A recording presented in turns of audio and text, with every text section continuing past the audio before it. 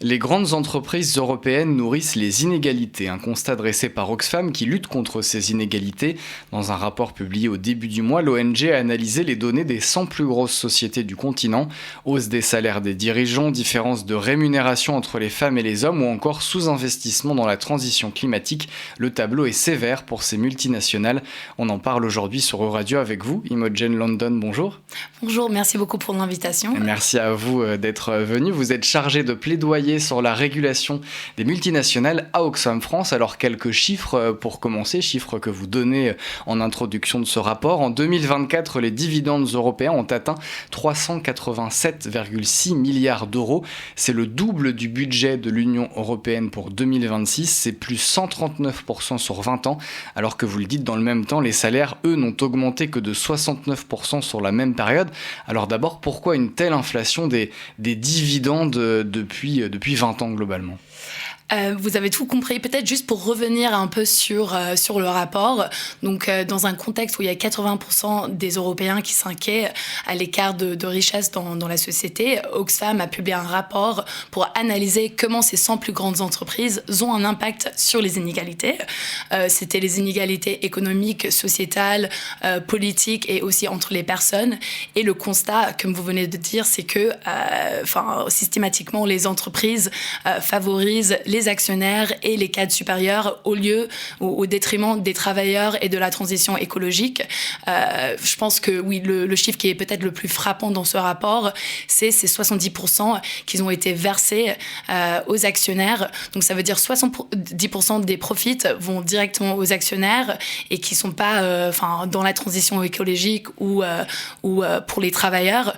Ce qui est encore plus frappant, c'est que souvent on a des entreprises qui versent plus en termes de profit, en termes de dividendes qui font en profit dans l'année.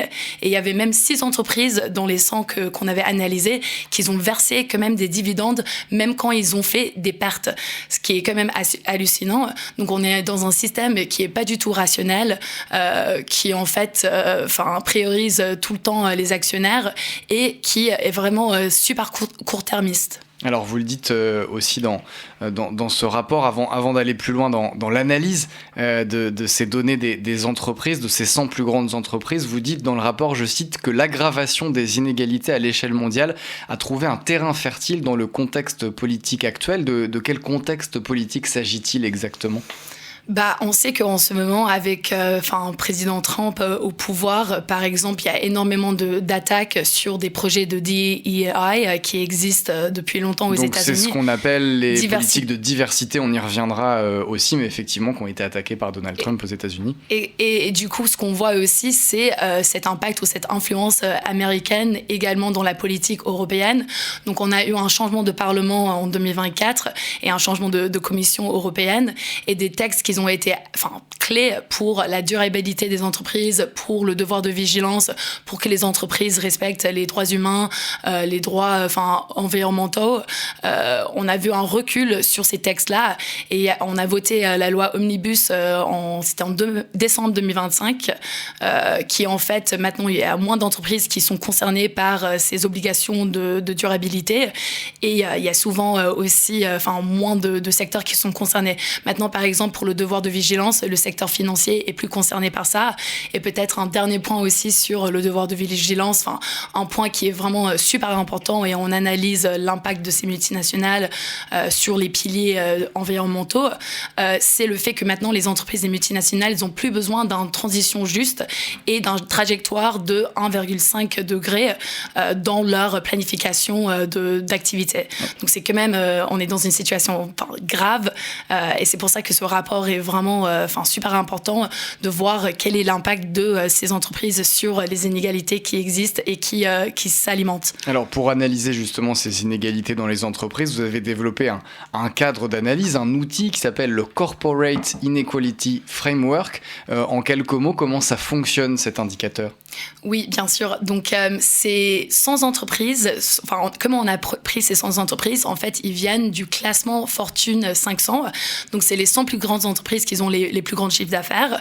Et ce qui était intéressant avec ce classement, c'est que c'est pas que des entreprises de l'Union européenne. On a également des entreprises qui ont leur siège, par exemple, au Royaume-Uni, en Suisse, en Turquie. Et c'est des entreprises qui sont pas juste cotées, mais il y a également 15% des entreprises non cotées, des entreprises publiques. Mais c'est quand même des entreprises, même s'ils ne viennent pas de pays membres de l'Union européenne, qui sont, on va dire, dans l'espace européen. C'est ça, exactement. Exactement. Donc, c'est l'Europe dans le sens plus large. Et ce qu'on a fait, c'est qu'on a analysé avec des données qui sont publiques. Donc, tout le monde pourrait aller chercher ces données. Ils sont quand même pas évidents à trouver. Donc, c'est pour ça que Oxfam a fait le travail pour tout le monde. Mais du coup, c'est des données publiques sur 40 indicateurs qui sont sur les piliers classiques d'Oxfam, personnes, pouvoir, planète et profit, et qui analysent, comme j'ai déjà mentionné, les inégalités sur ces choses-là. Donc on va décliner plus ou moins longuement ces indicateurs. Le premier sont donc les personnes, et vous avez notamment analysé les écarts de salaire au sein d'une même entreprise. Quel est le constat global que l'on peut faire sur ces écarts ? Donc, en moyenne, en 2024, sur les 100 entreprises, les hommes gagnaient 11% plus que les femmes. Le chiffre monte jusqu'à 12% pour la France. On peut quand même dire qu'il y a du progrès parce que si on reprend les chiffres de 2014, les hommes gagnaient 16% plus que les femmes. Mais bon, il y a quand même un écart. Et en fait, si on garde ce rythme, ça va nous prendre 30 ans pour combler cet écart. Donc, c'est quand même super grave. Aussi, peut-être sur la rémunération des salariés. Il y avait un autre aspect qu'on a beaucoup étudié, c'était la rémunération entre le PDG, la PDG et les salariés. Et en 2024, un ou une PDG gagnait en moyenne 78 fois plus qu'un travailleur ou une travailleuse. Ça peut augmenter jusqu'à 300% plus. Le PDG de Inditex, par exemple, qui est le propriétaire de Zara, gagnait plus que 300 fois le salaire moyen. Et on avait des salaires hallucinants, par exemple, de le PDG de Stellantis qui gagnait 22 millions par an. Il y a aussi Carrefour. Alors, vous avez rappelé ce chiffre. Donc, les dirigeants de ces 100 plus grandes multinationales gagnent en moyenne 78 fois plus que leurs employés.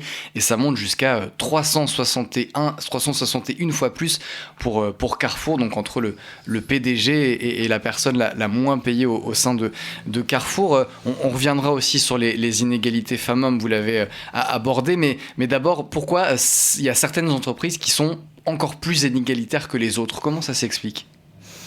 C'est une bonne question. Je pense qu'en partie, c'est la réglementation. La réglementation, chez Oxfam, on pense que c'est vraiment la solution pour avoir plus d'égalité dans la société. Puisqu'aujourd'hui, il n'y a pas de réglementation. Ça veut dire qu'un patron peut se payer, admettons, 1000 fois plus que son salarié de moins de payer. Il n'y a pas de limite.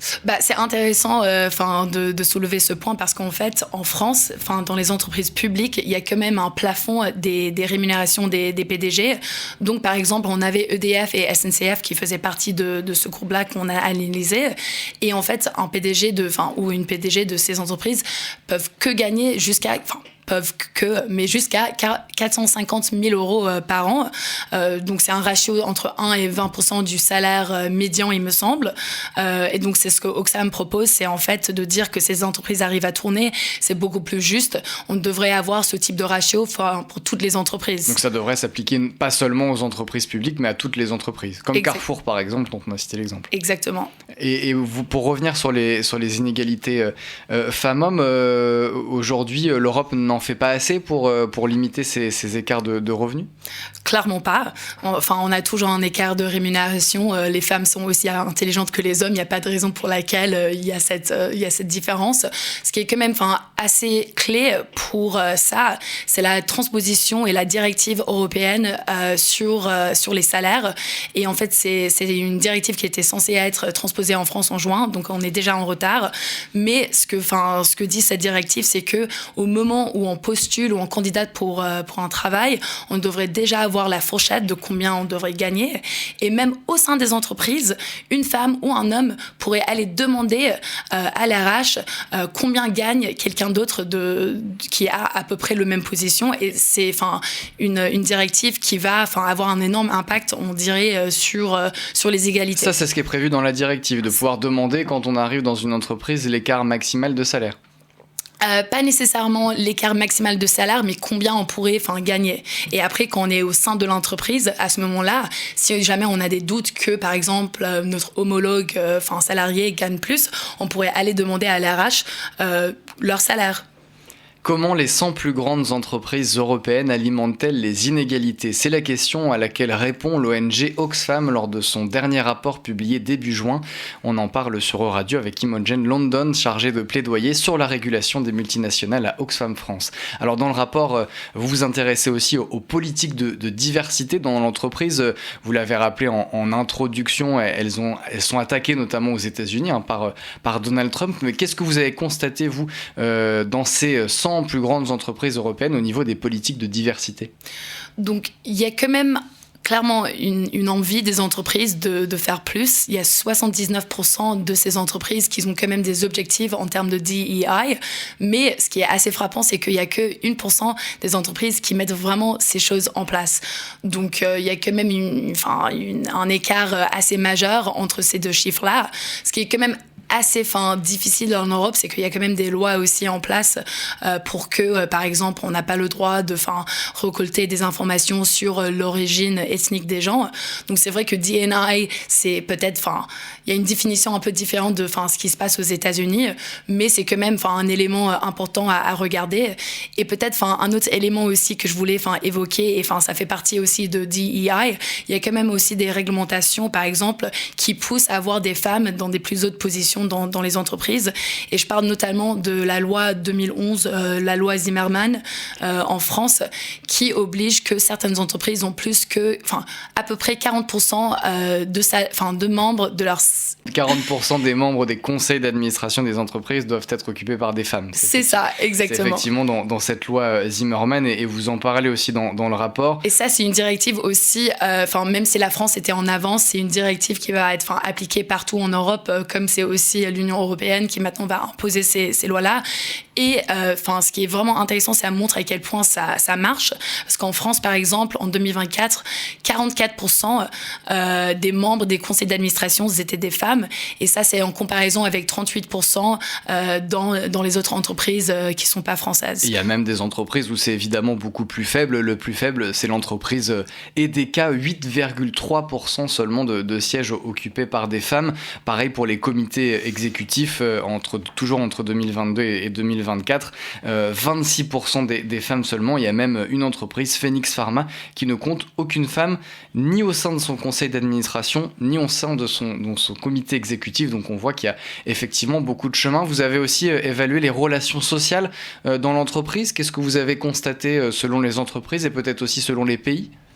Ce qui était quand même assez intéressant à regarder, c'était... en général, pourquoi on a regardé qui siège au sein de ces conseils d'administration, au sein de ces comités exécutifs? C'est parce qu'en fait, c'est ces boards-là qui ont le pouvoir. Donc, c'est quand même important de analyser quels sont les profils de ces personnes-là. Est-ce qu'on parle que des hommes blancs ou est-ce qu'il y a vraiment une diversité de personnes? Et ce qu'on a trouvé, c'est qu'il y avait à peu près 30% des travailleurs qui étaient représentés dans ces types de comités. Mais ce chiffre monte jusqu'à 46% pour les entreprises allemandes. Pourquoi ? On revient à la réglementation. Depuis le XXe siècle, en Allemagne, il y a une réglementation qui oblige les entreprises d'avoir des travailleurs qui sont représentés dans des conseils qui ont le pouvoir sur la stratégie de l'entreprise.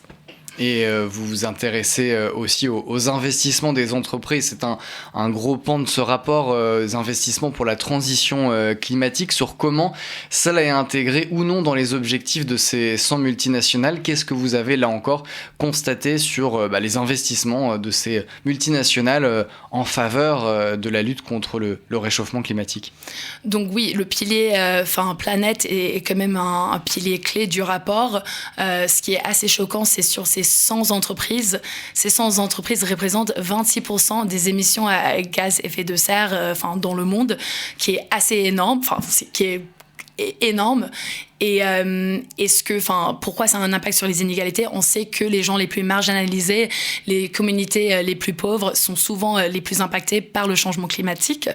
C'est les gens qui ont moins les moyens pour s'adapter, qui peut-être sont plus exposés aux risques, qui sont souvent des gens qui font des travails dehors, donc plus exposés aux vagues de chaleur, par exemple. Et ce qu'on a vu et on a essayé de faire, c'est de voir combien les entreprises payaient à leurs actionnaires contre investissaient dans la transition écologique. Et le chiffre est quand même frappant encore. Comme on vient de dire, il y a vraiment une favorisation des actionnaires au détriment de la transition écologique. C'est que les entreprises payent 15 fois plus de dividendes à leurs actionnaires qu'ils versent dans la transition écologique et qu'ils investissent dans des investissements verts. Et qu'est-ce que vous recommandez à Oxfam justement pour que ces entreprises intègrent plus la transition climatique dans leurs objectifs? Donc une recommandation d'Oxfam, c'est de dire au lieu de verser 70% des dividendes à des actionnaires, en fait, on devrait plutôt se concentrer sur des salaires décents et également des investissements verts. Donc, en fait, on devrait prioriser ces deux choses-là et après, ce qui reste, on pourrait après verser ça aux actionnaires. Et ça, comment on le fait? Ça passe par une directive européenne? C'est ce que vous préconisez? Ça pourrait passer par une directive européenne, exactement. Un autre recommandation de notre rapport aussi, au-delà de dire que les PDG devraient gagner entre 1 et 20 fois plus qu'un salaire médian, c'est de dire que la rémunération des PDG devrait aussi être liée à la performance environnementale et sociétale d'une entreprise. Ça veut dire, en gros, si je résume, plus une entreprise investit dans la transition climatique, plus elle a le droit, elle peut augmenter le salaire de son PDG? Pas nécessairement augmenter, mais de dire que vous avez le droit à toucher un certain montant parce que vous avez fait assez d'efforts dans vos investissements verts. Alors, en réponse à ces recommandations, pas que celles d'Oxfam, mais aussi d'autres ONG qui luttent contre les inégalités, certains disent que ces exigences de durabilité menacent la compétitivité de ces entreprises. Qu'est-ce que vous répondez à cela? Quels sont les contre-arguments qu'on peut opposer à cela? Je dirais que c'est un faux argument parce que en fait la réglementation ça encadre les obligations des entreprises et en fait ça les force à investir dans leur avenir. Donc investir dans la transition écologique, c'est bon pour tout le monde, c'est bon pour les salariés qui vont pouvoir garder leurs emplois, c'est bon pour la planète. Donc nous on voit pas compétitivité et durabilité comme des choses qui ne vont pas ensemble. Et l'autre argument qui est souvent fait, c'est aussi que les entreprises américaines et chinoises vont peut-être avoir plus de chances ou pouvoir... Moins de réglementation. Exactement. En fait, la règle en Europe, c'est si vous voulez faire du business en Europe, ça veut dire respecter nos lois. Et du coup, en fait, les entreprises américaines et chinoises qui ont un chiffre d'affaires assez important doivent aussi jouer par les mêmes règles. Donc, c'est pas que les entreprises européennes qui sont concernées, c'est vraiment tout le monde qui souhaite faire du business en Europe. Et pour revenir sur le contexte politique dont on parle au début, en quoi ce contexte n'aide pas, si je peux utiliser ce terme, à suivre pour les entreprises des objectifs climatiques ? Le contexte n'aide pas parce que, comme on a déjà mentionné, la directive Omnibus a largement mis en recul des devoirs sur l'environnement. Et du coup, quand la France transpose cette directive de devoir de vigilance dans la loi française, nous, ce qu'on demande, c'est qu'en fait, on intègre des choses qui ont été éliminées lors de l'Omnibus. Et comment contraindre ces entreprises? Il y a une des recommandations dans ce rapport, c'est que les entreprises doivent mettre en place un plan de transition écologique équitable. Ça consiste en quoi ce plan de transition écologique équitable? C'est exactement ce que disait le devoir de vigilance avant que ça a été simplifié, c'est de dire que les entreprises devraient avoir une trajectoire de leurs activités qui garde en tête le 1,5 degré pour le réchauffement climatique. public. Alors on a dressé ce constat, ce tableau un peu sombre finalement de ces entreprises qui préfèrent distribuer des dividendes plutôt que d'investir dans la réduction des inégalités, si on peut résumer le rapport. Mais est-ce qu'il y a des sources d'espoir quand même chez Oxfam pour les prochaines années pour aller à l'encontre finalement de ce constat que vous dressez dans le rapport ? Je pense ce que Oxfam essaie de montrer, c'est que on n'est pas dans une situation de fatalité où en fait on va dans le mur et que on va augmenter en termes d'inégalité dans la société. Ce que nous on a vraiment essayé de faire, c'est de montrer aussi les bonnes pratiques. Donc revenir sur le fait que une PDG devrait gagner entre 1 et 20 fois plus que le salaire médian par exemple. On a aussi des entreprises qui versent beaucoup moins que 70% à leurs actionnaires, donc ça montre que c'est possible. Donc sur tous les piliers, il y a quand même des bonnes pratiques. Comme en France, on voit que les femmes font 44% des membres des conseils d'administration. Donc il y a quand même des raisons d'espoir et il faut juste qu'on tire un peu ces bons exemples et qu'on les applique un peu partout. Et Oxfam a des recommandations à défendre, c'est ce que vous expliquez dans ce rapport, donc je le rappelle, sur les multinationales européennes et en quoi elles creuse finalement les inégalités. Merci d'être venu nous en parler, Imogen London. Je rappelle que vous êtes chargé de plaidoyer sur la régulation des multinationales à Oxfam France. Merci d'avoir été avec nous aujourd'hui sur Euradio. Merci beaucoup.